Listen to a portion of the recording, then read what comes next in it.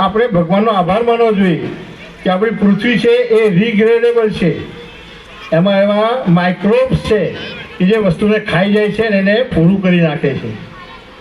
દાખલા તરીકે લાકડું હોય, ઘાસ હોય, બીજી બધી વસ્તુને એવા માઇક્રોબ્સ ખાઈ જાય છે અને એનું વિભાજન વિઘટન કરે છે. પણ આ પ્લાસ્ટિક છે એ વચ્ચે કાપતું નથી. 400 વર્ષ સુધી એને કંઈ જ ન થાય.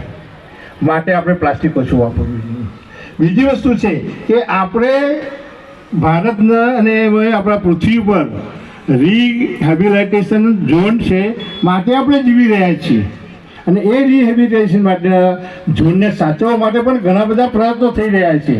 પ્લાસ્ટિક મુક્ત તો છે જ, પણ પ્લાસ્ટિકથી જે કંઈ થયેલું નુકસાન અવેજીમાં શું કરી શકાય?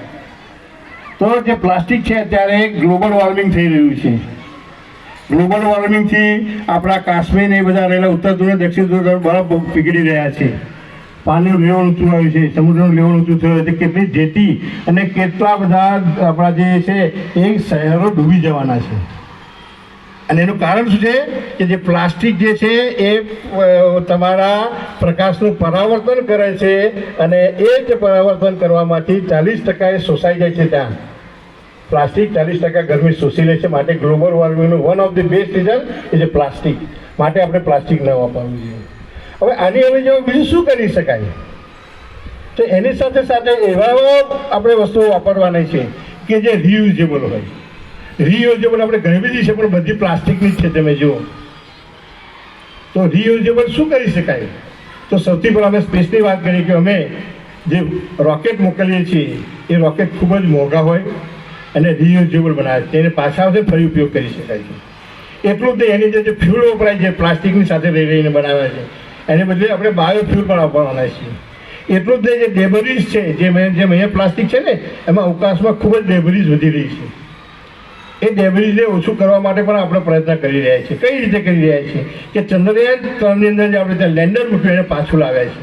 એમાં પણ ઘણા બધા પ્લાસ્ટિકના ભાગો હતા ત્યારે આપણે ટેફ્લોન કહીએ છીએ. એટલે પાછું લાવે એટલું નહીં, એ ડેટાથી આપણે ચંદ્રયાન 4માં ઉપયોગ કરીશું. તો આ પણ રિયુઝેબલ છે. એટલે પ્લાસ્ટિક એકલું જ આપણા માટે પડકાર નથી.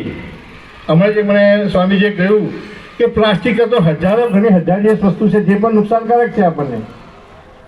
દાખલા તરીકે તમે જુઓ કે રેડિયમ છે, થોરિયમ છે, સિઝિયમ છે, ફ્રાન્સિયમ છે, આ બધા લેશો છે ને રેડિયો એક્ટિવ એ ખૂબ જ નુકસાન કરતા છે.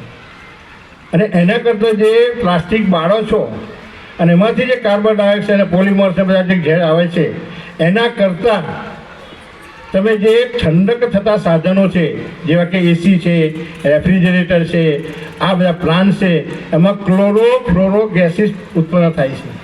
એ તમારા કાર્બન ડાયોક્સાઇડ અને પ્લાસ્ટિક કરતાં 32 ગણું નુકસાનકારક છે.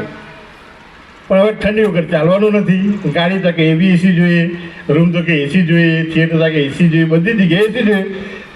તો આ બધી વસ્તુ માટે આપણે જે લેવિશ લાઈફસ્ટાઈલમાંથી પણ બહાર નીકળવું પડશે. એ ઉપરાંત પણ એવી ટેવ પણ હેબિટેટ થવું પડશે કે આ વસ્તુ હું ચલાવી લઉં. બધા વગર તો ન ચલાવી શકાય, પણ જેની ઓપ્શન છે એ તો વાપરી શકાય ને.